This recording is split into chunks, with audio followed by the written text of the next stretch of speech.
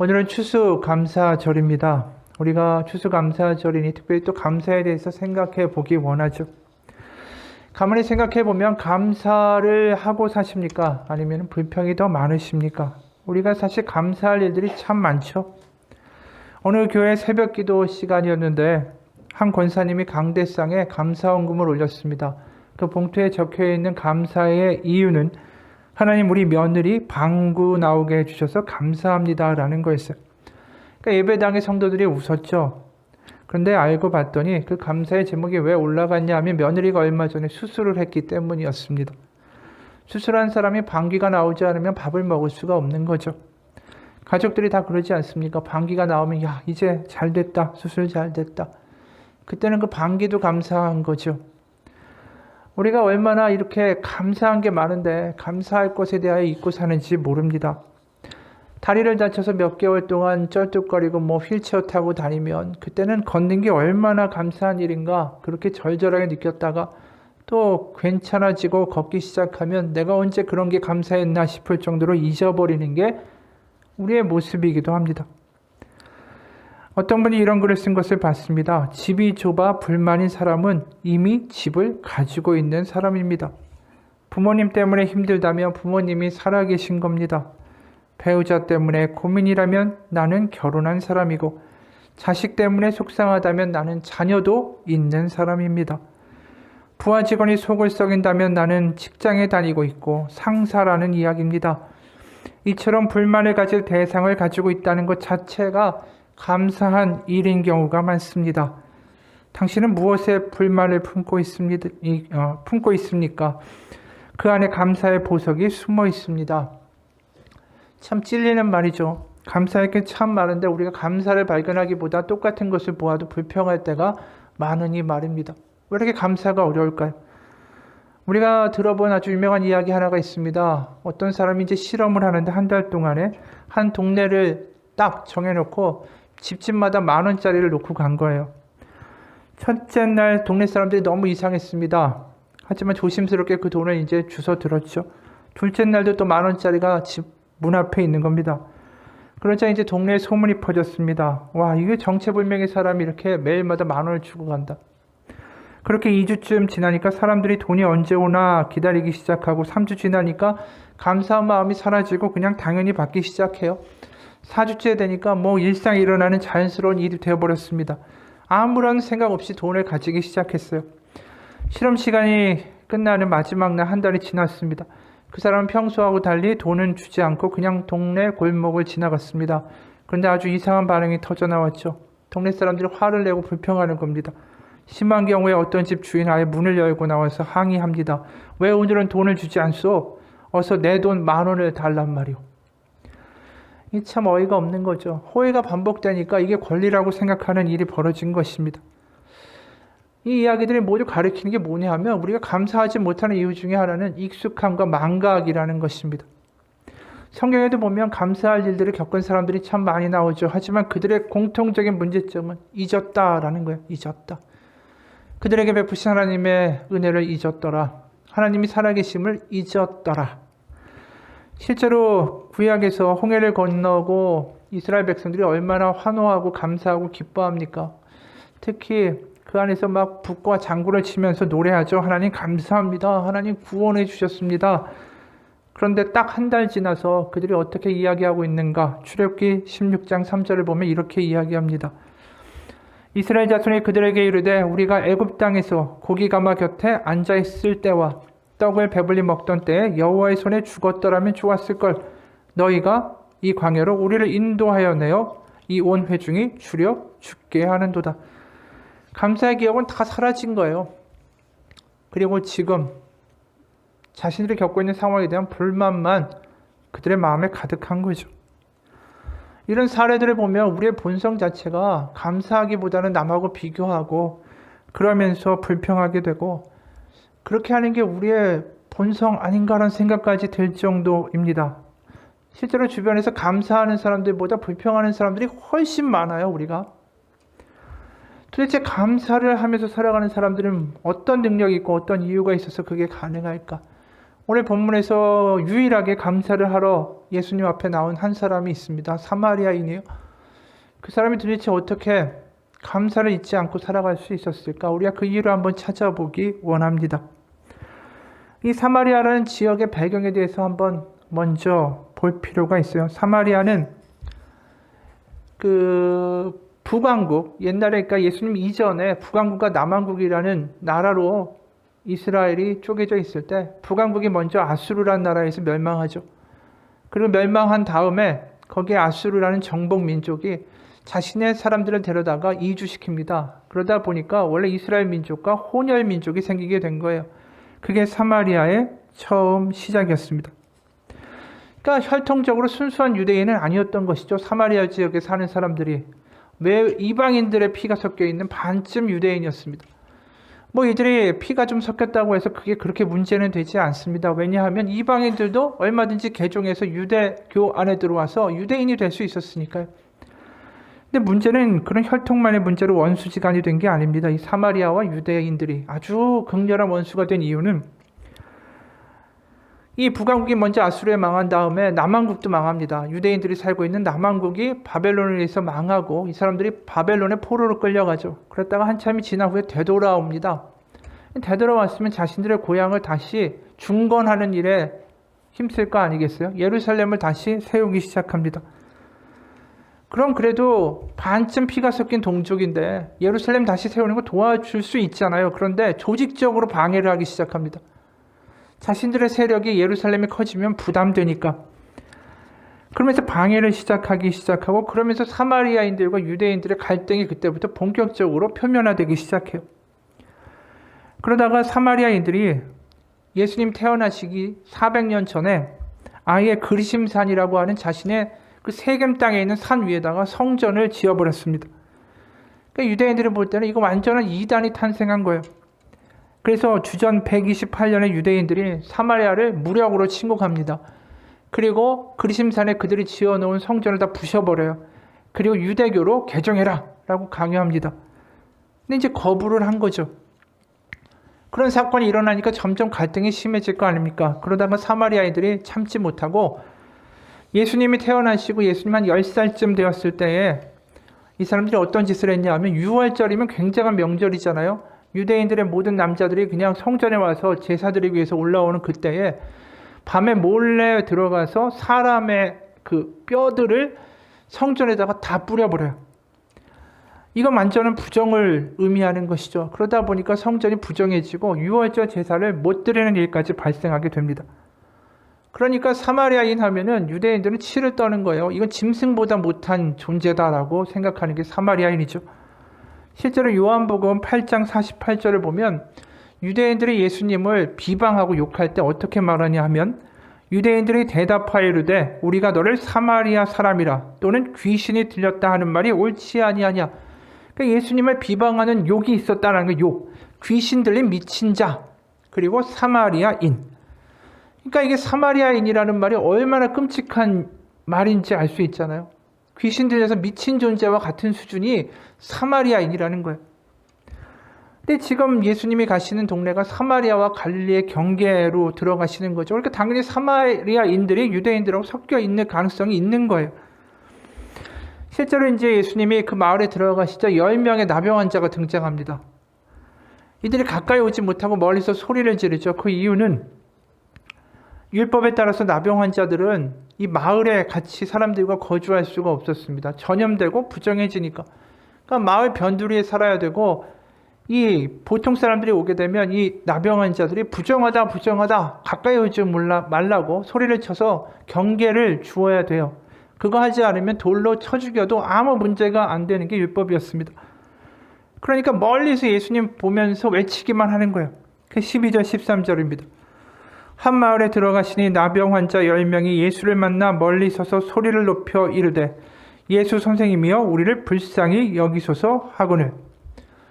실제로 예수님이 그들을 보면서 불쌍한 마음이 드시죠. 그래서 14절에 이렇게 말씀하세요. 보시고 이르시되 가서 제사장들에게 너희 몸을 보이라 하셨더니 그들이 가다가 깨끗함을 받은지라. 예수님이 너희 제사장한테 가서 나았다라는 확증을 받아라. 이건 믿음을 가지고 따라 순종할 때 일어난 기적이 있었다라는 거예요. 예수님이 가라고 할 때 가니까 나와버렸어요. 이 제사장에게 보이라는 말은 뭘 의미합니까? 이게 상당수가 유대인이었다라는 걸 의미하는 것이죠. 근데 유대인들은 이렇게 갔어요. 낫고. 그리고 예수님한테 돌아오지 않았습니다. 그런데 지금 우리가 유난맞게 보게 된 한 사람이 등장하는 거죠. 사마리아 사람이 돌아온 거예요. 그러면서 예수님 앞에 감사를 표했다. 이게 오늘 본문이라는 것이죠. 여기서 우리가 좀 생각해 볼 부분이 있습니다. 똑같이 치유받았잖아요. 9명은 유대인이고 1명은 사마리아인이에요. 근데 9명의 유대인들은 왜 돌아오지 않았을까? 사실 유대인들의 덕목에서 삶에서 감사라는 게 굉장히 중요한 덕목입니다. 우리가 레위기에서 보는 모든 제사와 절기들이 다 감사를 토대로 하고 있는 거 아니겠어요? 제사를 왜 드리겠습니까? 하나님께 감사하니까 드리는 거죠. 우리가 성경에서 보는 유월절, 장막절, 77절, 오순절 이런 모든 절기들이 다 결국 지향하는 바가 뭡니까? 감사의 정신을 보양시키는 거예요. 그러니까 자신들의 조상들이 광야에서 40년을 헤매면서 하나님한테 얼마나 불평하고 불만하고 배역했습니까? 우리가 그것을 기억하면서 우리는 다르게 살자. 우리 하나님께 감사하는 사람들이 되자. 그걸 기억하는 게 이 절기의 주된 목적이었다라는 것이죠. 그렇기 때문에 이 감사라는 게 굉장히 유대인들에게 중요한 덕목이에요. 실제로 지금도 유대 격언에 보면 감사의 말이 혀에 붙기 전에 아이들에게 아무런 말도 가르치지 말라라는 이 격언까지 있어요. 그리고 유대인 아이들이 모대 아니라는 기도문을 매일 아침에 암송하면서 하루를 시작하는데 그 기도문의 내용이 이래요. 감사드립니다 하나님, 크신 자비와 성실하심으로 당신은 내 영혼을 나에게 허락하셨나이다. 그 하루의 시작의 첫 말이 감사하나이다 하나님이에요. 그러니까 이들이 감사에 대한 것들은 너무나도 많이 듣고 살았던 사람이라는 것이죠. 그런데 예수님께 와서 감사하는 거 지금 안 하는 거예요. 자신들이 제사장에게 나았다라는 확증을 받고 빨리 집에 가서 못 만난 가족들, 그 가족들 만나가지고 기쁨의 해우를 하겠다는 생각만 가득하고 오직 사마리아 사람만이 돌아오게 된 거죠. 감사하러. 이 장면을 보면서 우리가 이런 생각이 들어요. 참 우리도 비슷하다라는 거죠. 우리도 감사하자라는 말 얼마나 많이 듣습니까? 우리가 예배당에 와서 찬양하고 기도하고 예배드리고 헌금 드리고 이게 다 감사해서 하는 거 아닙니까? 우리의 죄를 고백하면 또 죄를 사해 주시고 다시 우리 가운데 다가오신 하나님을 기뻐하고 감사해서 하는 게 이 모든 예배와 우리의 신앙의 토대를 이루고 있는 것이죠. 아니 이것뿐이 아니에요. 우리가 일반적인 사회생활을 하면서도 감사하면 건강에 좋습니다라는 말 무지 많이 들어요. 얼마 전에 신문기사에 이런 이야기도 났더라고요. 코로나19의 확산 이후에 일반인과 의료인에게 우울증과 스트레스가 크게 증가했지만 감사하는 마음이 예방 효과가 있다라는 연구 결과가 전남대병원 정신과 연구팀에 의해 발표되었다. 그것뿐이 아니라 감사하는 사람이 복이 있다. 이런 이야기들 많이 듣지 않습니까? 근데 우리도 감사 잘 못하잖아. 예배 시간에 은혜 받죠. 하나님 감사합니다. 하나님 살아계시네요. 하나님의 은혜 받고 뭔가 하나님의 살아계심을 경험하고 하지만 세상에 나가서 불평하면서 살잖아요. 그러니까 뭔가 우리가 삶에서 하나님의 은혜를 받아도 감사까지 우리의 삶에서 연결되지 않는 부분들이 참 많다라는 거예요. 9명의 유대인들이 기적을 경험하지만 그게 감사까지 연결이 안 되잖아요. 그게 이스라엘의 전통이에요. 어떻게 보면 구약에서도 은혜 받고 감사하고 기적 경험하고 와 신난다 하지만 또 망각하고 지금 어떻게 보면 구약의 자신들의 조상들의 역사를 지금 9명의 유대인들이 그대로 반복하는 거예요. 기적은 경험하고 신나고 와 좋다 하지만 이게 감사의 삶으로 보통 때 이어지지 못하는 거죠. 근데 이 사마리아 사람은 이게 어떻게 해서 이렇게 감사를 할 수 있을까? 감사가 어떻게 이렇게 몸에 배어 있을까? 아까 이미 이야기한 대로 사마리아 사람들이 어떻게 취급받았습니까? 유대인들에게 원수고 저주받을 자들이고 미친 사람이다라고 취급받았던 사람들 아니에요? 그러니까 마치 지금 백인들이 흑인들을 범죄자 취급하듯이 유대인들한테는 사마리아인들은 완전히 저주받을 존재인 거예요. 거기다가 납병까지 걸렸죠. 그러니까 우리가 생각해 보면 유대인들이 1순위라면 그 다음에 이방인들이 있고 저 밑에 사마리아 사람이 이 피라미드 구조의 바닥에 있는데 그 중에 나병까지 걸렸으니까 이 사람은 피라미드를 하나 만든다고 그러면 가장 밑바닥에 처해버린 사람이 사마리아 나병 환자였다라는 거예요. 그러니까 세상에서 이 사람 하나 죽는다고 해도 아무 신경 안 쓰는 거예요. 그냥 존재 의미나 가치가 아예 없는 사람, 어떤 짐승의 죽음보다도 더 슬퍼할 가치가 없는 사람이 사마리아인, 특히 나병 환자였다라는 거죠. 그러니까 지금 성경에서 사마리아 나병 환자가 등장했다라는 건 우리에게 뭘 의미하냐면 이 사람은 정말 인생의 끝에 최악의 바닥에 와 있는 사람이다라는 걸 이야기하는 거예요. 결국 그 사람이 치유를 받았죠. 그럼 우리가 생각해 보세요. 자기 인생의 완전한 바닥에서 더 이상 아무런 가능성도 없고 사람 가운데 무시당하고 자신의 얼굴은 벌써 얼그러져서 무너져가 버리고 있고 세상 가운데 가뜩이나 무시당하고 정말 버림받았고 욕먹던 인생이 그 가운데 하나님을 만나서 뭔가 변화가 일어나고 치유받고 그랬을 때 느끼는 감격이 얼마나 크겠어요. 어떻게 보면 간단하게 말하면 아주 바닥에 있었기 때문에 감사가 더 클 수밖에 없다라는 생각이 들 수도 있다라는 거죠.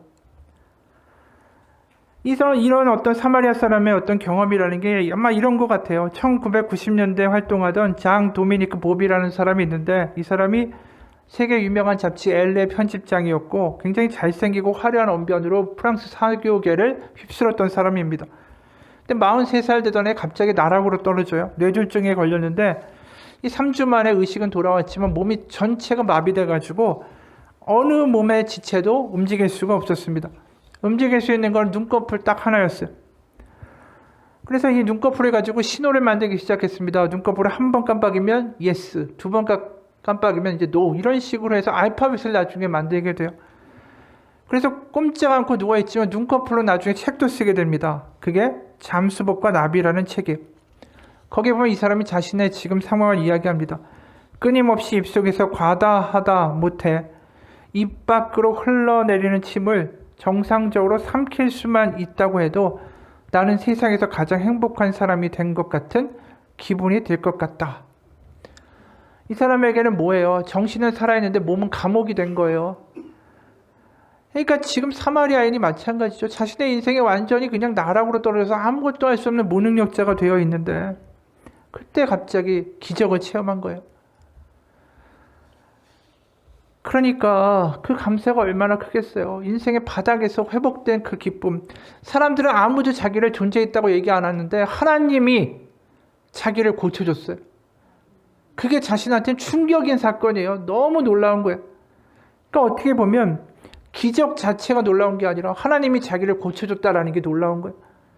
왜요? 하나님은 성전에 계시고 거룩한 분이시고 자기 따위는 아예 거들떠 보지 않고 바리새인이나 서기관같이 정말 경건하고 11조도 잘하고 신앙생활 잘하는 사람들에게 하나님 가까울 줄 알았는데 자기한테 하나님 이런 일을 일으켜준 게 너무 놀랍고 기쁜 거죠.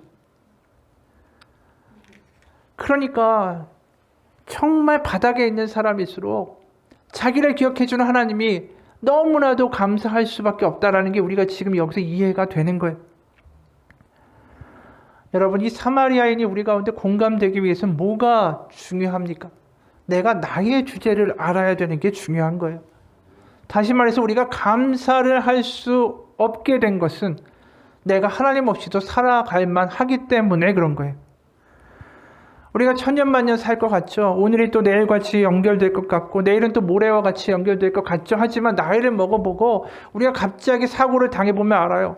아, 내일이 당연한 게 아니구나. 갑자기 우리가 아프기도 하고요. 문제가 생기기도 하고요.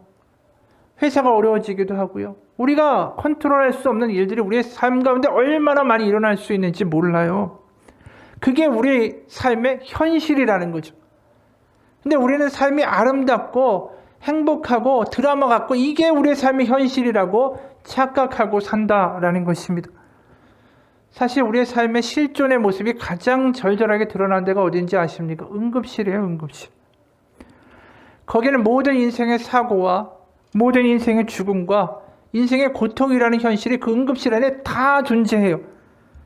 결국 우리도 어느 순간에 거기 가게 될지 모르겠죠.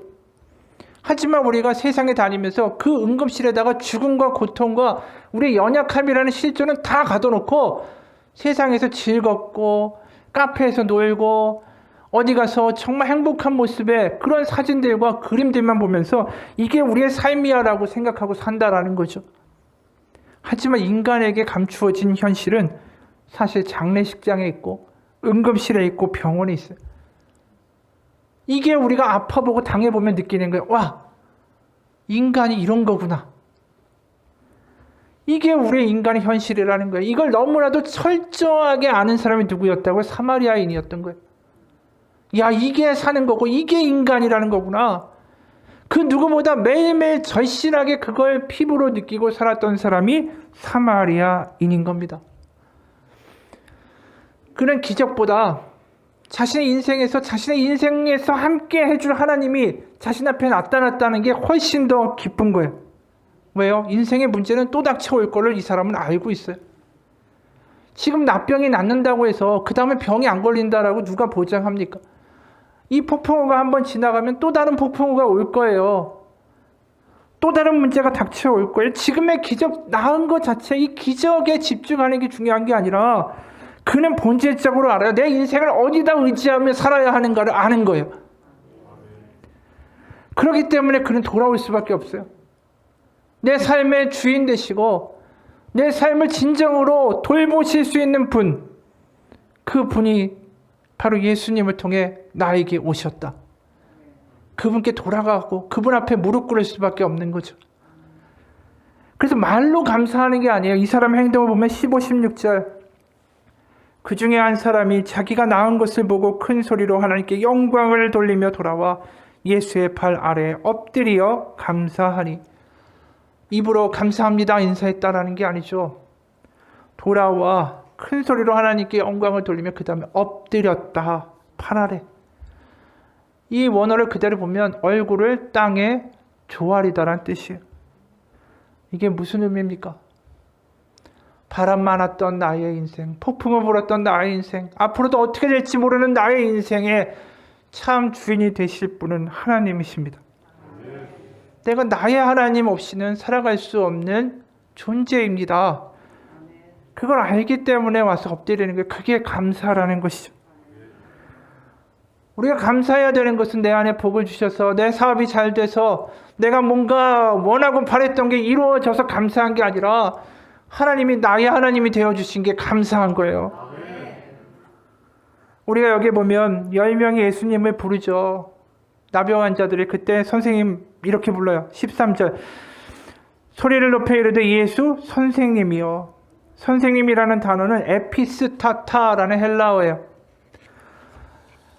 그러니까 랍비라는 말이 히브리어라면, 이 아람어라면 거기에 해당되는 헬라어가 에피스타타라는 거죠. 그러니까 이 10명이 맨 처음에 부를 때 어떻게 불렀냐면 선생님 정도로 부른 거예요. 그러니까 기적을 베풀고 율법의 새로운 가르침을 주는 존재여 우리를 고쳐주소서. 실제로 선생님이라고 부를 때 어떤 일들이 같이 동반돼서 성경에 나오냐면 기적이 일어날 때. 그래서 누가복음 5장 5절에 보면 시몬이 대답하여 이르되 선생님 우리들이 밤이 새도록 수고하였지만 잡은 것이 없지만 말씀에 의지하여 내가 그물을 내리리이다. 그러니까 이제 기적과 관련되고 선생님이라고 부르고 9장 49절 요한이 여짜오되 주여 어떤 사람이 주의 이름으로 귀신을 내쫓는 것을 우리가 보고 우리와 함께 따르지 아니하므로 금하였나이다. 여기 주라고 얘기하지만 이 주는 다 에피스타타라는 단어였어요. 헬라어로. 그러니까 지금 제자들이 예수님 어떻게 불렀냐 하면 기적을 베푸시는 분, 그 다음에 율법의 새로운 가르침을 주시는 분, 이렇게 했지만 정말 나의 인생을 걸 뿐으로 말하고 있진 않았다라는 걸 보게 되는 거예요. 그러니까 지금 그 수준이 뭐냐면 기적을 베푸실 수 있고 가르침을 줄 수 있지만 내가 나의 인생을 전부 다 걸어서 나의 하나님, 나의 주님 이러면서 따를 만한 대상으로까지는 받아들이지 않았다라는 것이죠. 우리도 마찬가지입니다. 우리의 인생, 나의 주제가 어떤 사람인지, 나의 현실과 나의 실존이 어떤 사람인지를 정말 절감하는 사람은 하나님 앞에 굴복하고 항복할 수밖에 없어요. 하나님이 나의 하나님이 되어주신다라는 게 나에게 정말 진정한 감사의 이유라는 것을 우리가 알게 될 수밖에 없다라는 거죠. 그런데도 여전히 우리가 삶을 살면서 이렇게 하죠. 교회에서 예배드리고 주일날 은혜 받으면 거기까지예요. 하지만 그 이상의 삶의 영역까지는 하나님이 들어오는 게 거북스러워요. 주일에서 예배드리면 됐지. 내가 뭐 그 삶의 다른 영역까지 하나님 이러면서 찾고 하나님 그렇게 이야기하면서 살아야 돼. 나머지는 내 뜻대로 살아가는 거죠. 딱 거기까지만. 그게 지금 9명의 유대인들의 모습이에요. 딱 거기까지만. 기적까지만. 그 이상은 자신들이 그냥 살아가는 거잖아요. 그 다음에 삶은 예수님과 하나님과 상관이 없죠. 그렇기 때문에 오늘 우리가 굉장히 중요한 부분을 봐야 될 게 예수님이 이 사마리아인에게 이런 말씀하시는 대목이 나와요. 19절에 그에게 이르시되 일어나 가라 내 믿음이 너를 구원하였느니라 하시더라. 그러니까 지금 10명 중에서 믿음이 있었던 사람은 사마리아인 하나뿐이라는 거예요.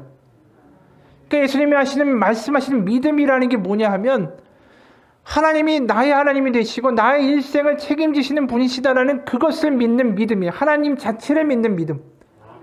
근데 지금 9명이 우리가 보면 예수님 오실 때 소리까지 지르고 얼마나 간절하게 부르짖어요. 믿음 있는 것 같잖아요. 고쳐주소서. 고쳐주실 거 믿습니다. 막 이렇게. 그럼 이 사람들은 믿음이 아닐까요? 우리가 교회에서 똑같이 열심히 기도하는 사람이 있다고 쳐봅시다. 너무 열심히 기도해요.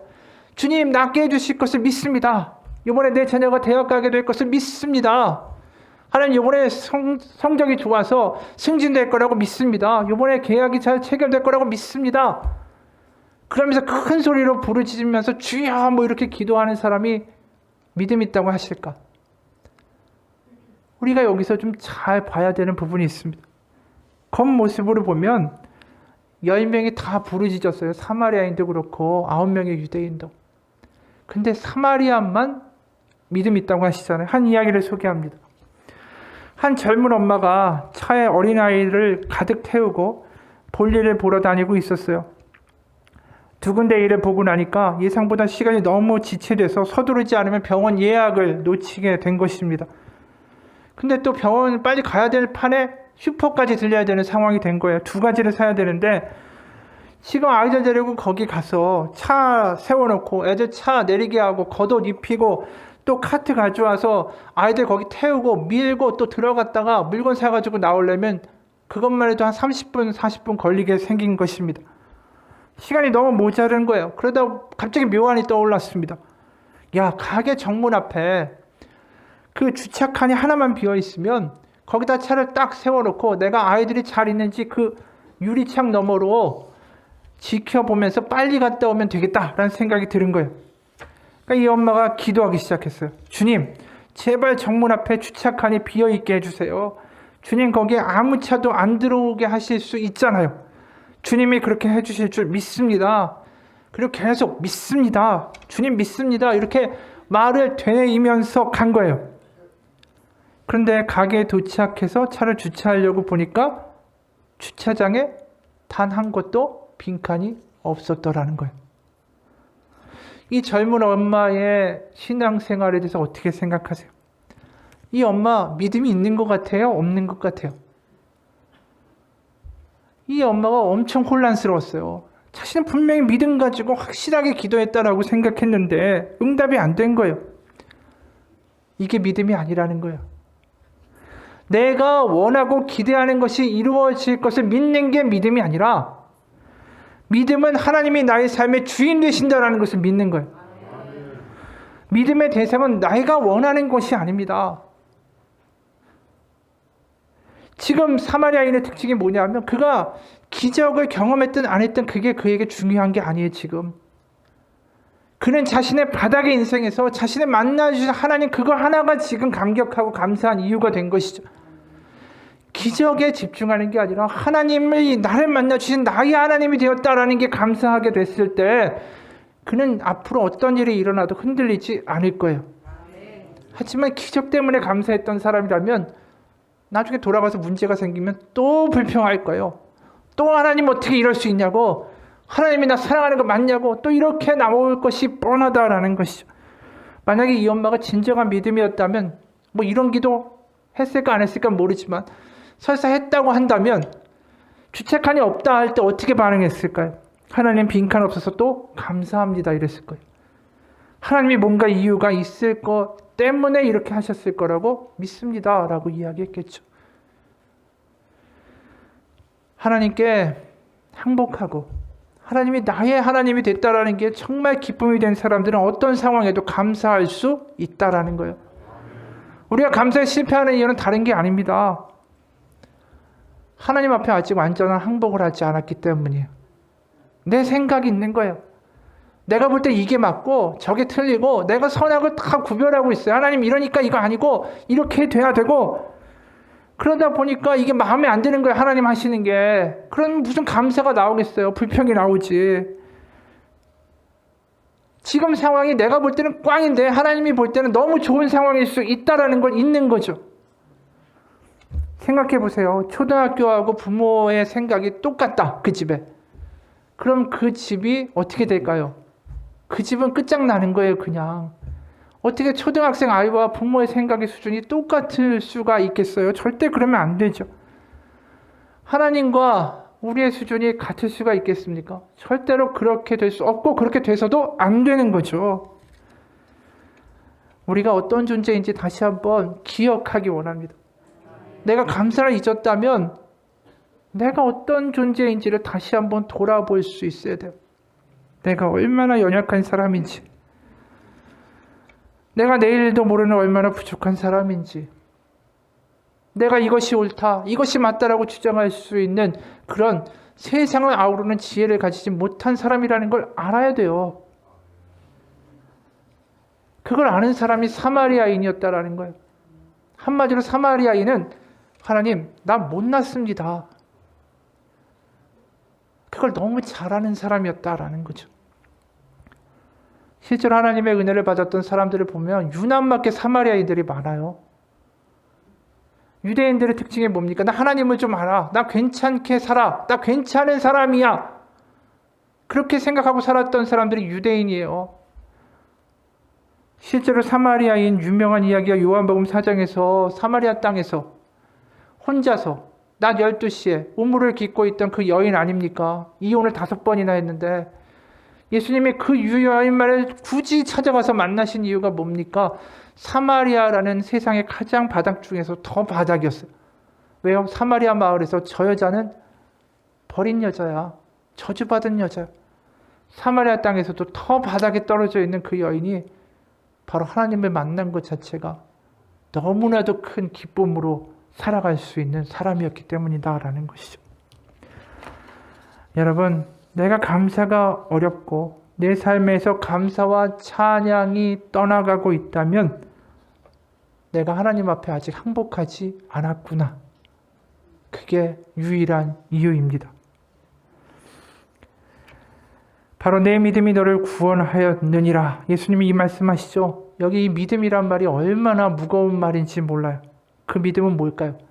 내가 내 스스로를 구원할 수 없다라는 믿음이에요. 내가 내 인생을 다 책임질 수 없다라는 믿음이에요. 그리고 거기서 내 인생을 책임지실 분은 하나님밖에 없다라는 믿음이 나오는 거예요. 그 믿음이 너를 구원하였다라는 것입니다.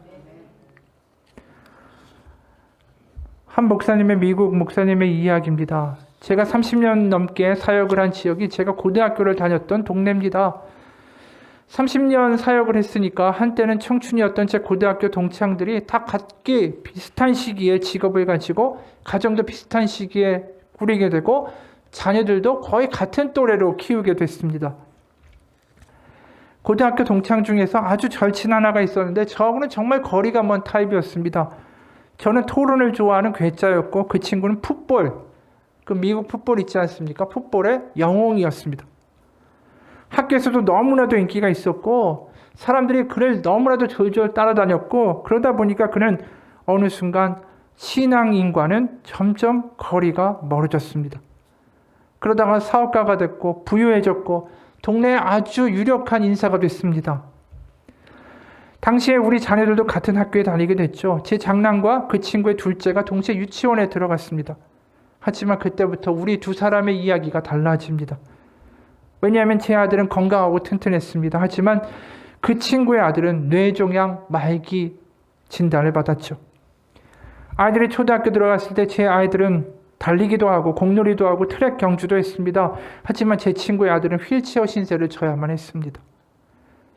그 애들이 중학교에 들어갈 무렵 제 아들은 공부를 잘하는 멋진 학생으로 성장했고 아비를 닮아 새로운 토론의 괴짜가 됐습니다. 하지만 제 친구의 아들은 더 이상 말을 하지 못하게 됐습니다. 아이들이 고등학교에 들어갔을 무렵에는 제 아들은 우수한 성적뿐 아니라 트랙 경기에서 일리노이주 신기록을 세웠고 반대로 제 친구의 아들은 눈을 실명했습니다. 어느 날 제 아들이 학교에서 엄마한테 전화를 걸었습니다. 엄마, 기적이 일어났어요. 오늘 제 친구 로비가 앞을 보게 됐어요. 말을 할 수도 있고 달리기도 할 수 있어요. 오늘 그 아이가 예수님 품에 안겼으니까요. 죽었다라는 얘기예요.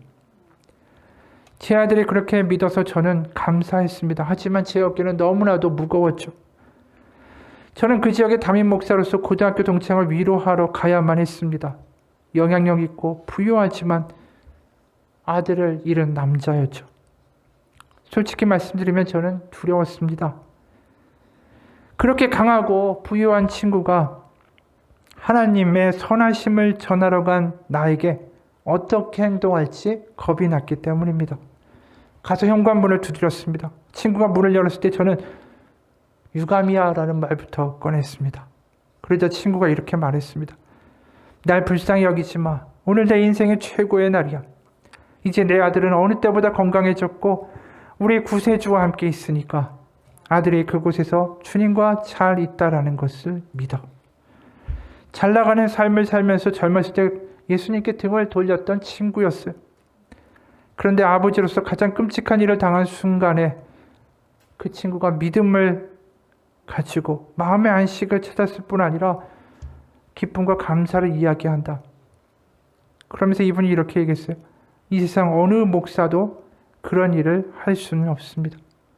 오직 하나님만이, 하나님의 말씀만이 그렇게 하실 수 있습니다. 이 아버지는 자기 아이의 고통스러운 이 땅에서의 삶을 보면서 자기를 본 거예요. 내가 돈이 많고 부유하고 유력하고 세상에 떵떵거리며 살지만 인간은 결국 저런 존재구나라는 것을 안타깝게 보고 살았던 것이죠. 그리고 결국 하나님 앞에 항복한 겁니다. 항복하니까 그 비극 가운데 감사할 수 있고 기뻐할 수 있는 힘이 생긴 것입니다. 우리가 감사할 수 있다는 건 하나님 앞에 항복하는 사람들만이 할 수 있는 것입니다. 하나님 우리의 믿음을 계속 단련해 나가시는 과정이 그거예요. 처음엔 기적을 일으키는 하나님을 믿습니다. 하나님이 아니라 기적을 더 믿죠. 그러다가 점점 지나가며 광야를 지나게 되고 시간을 지나가면서 우리는 알게 됩니다. 기적이 아니라 하나님을 믿어야 되는 거구나. 실제로 제자들이 기적을 일으키는 예수님을 믿어요. 기적을 믿어요. 하지만 나중에 예수님이 어떻게 되시죠? 십자가에 못 박혀 죽으시죠. 자신들의 생각과 기대하고는 너무 다르게 비참하게 죽어버립니다. 다 도망갑니다. 그런데 예수님이 부활하시죠. 그러고 나서 그들이 어떻게 다가가는가? 누가복음 24장 50이죠. 이게 누가복음의 끝이에요. 그들이 제자들이에요. 그에게 경배하고 예수님에게 경배하고 큰 기쁨으로 예루살렘에 돌아가 늘 성전에서 하나님을 찬송하니라. 이게 한글로 보면 다 비슷해 보이죠. 그런데 헬라어로 보게 되면 여기 쓰여 있는 단어 돌아갔다, 경배했다, 찬송했다. 이 단어가 다 사마리아인에게 쓰인 단어예요. 지금 사마리아인의 믿음이 되었더라는 거예요. 이 사람들이. 기적을 바라는 하나님, 기적을 일으키는 기적의 하나님을 믿다가 이제 하나님을 믿게 된 거죠. 바로 그들이 하나님 앞에 굴복하게 된 거예요. 자신들이 이게 일어나야 됩니다. 예수님이 왕국을 만들어야 됩니다. 로마군 다 내쫓고 새로운 나라를 만들어야 됩니다. 그것만 쫓아갔었잖아요. 근데 그게 다 깨지고 하나님이 전혀 다른 방식으로 일하시잖아요. 십자가 부활이라는 너무나도 자신들의 수준을 넘어가는 일을 하시니까 거기에 항복하는 거죠. 하나님, 저의 생각이 너무나도 보잘것없는 존재들입니다. 하나님은 하나님의 일을 놀랍게 하실 수 있는 분입니다. 내가 원하는 것이 이루어지는 것을 믿어서 그리고 또 이루어져서 감사한 게 아니라 하나님이시기에, 나의 하나님이시기에, 우리 하나님이시기에 우리가 감사합니다. 예배합니다. 이게 제자들 사이에서 이루어지게 된 것입니다. 지금의 시기가 아주 어렵습니다. 앞으로 어떻게 될지도 모릅니다. 하지만 우리가 그 순간에 감사를 잊어버린다면 다시 한번 하나님 앞에 항복할 수 있기 원합니다. 하나님께 항복하고 하나님이 나의 하나님이 되어주심 가운데 다시 감사를 회복할 수 있기를 바랍니다. 그게 우리의 삶에 감사를 회복할 수 있는 능력이고, 그것이 내가 그렇게 하지 않아도 하나님 앞에 엎드릴 때에 하나님이 그분의 살아계심을 맛보게 하시고 그 안에 우리와 함께 하심을 맛보시는 성령의 역사로 그 가운데 우리의 감사가 터져 나올 거라고 믿습니다. 같이 기도하겠습니다. 하나님 아버지, 어느 순간 감사를 잊어버리고 살아가는 우리의 인생입니다. 비교하고 불평하기도 하고, 왜 내가 이렇게 아픈가? 아이고, 사는 게 이게 뭔가? 인생의 어느 순간 낙을 잃어버리고 살아가는 우리의 인생인지도 모릅니다. 바로 그때가 하나님 앞에 엎드릴 때입니다. 그때가 하나님을 만날 때입니다. 드디어 내가 하나님 앞에 항복할 때에 그때 우리 가운데 다가오시는 놀라운 하나님의 만지심과 회복해 하심과 내가 여기 있다는 하나님의 임재가 우리 가운데 경험될 것입니다. 아직도 내 힘으로 어떻게든 이겨보려고 하고 내 힘으로 어떻게든 해보다가 지친 모든 영혼들이 하나님 이 예배의 자리에 나와서 하나님 앞에 순전하게 엎드릴 때에 그곳에서 고치시고 싸매시고 일으키신 하나님의 역사가 경험되게 하여 주옵소서. 살아계신 우리 주 예수 그리스도의 이름 받들어 기도합니다. 아멘. 같이 기도합시다.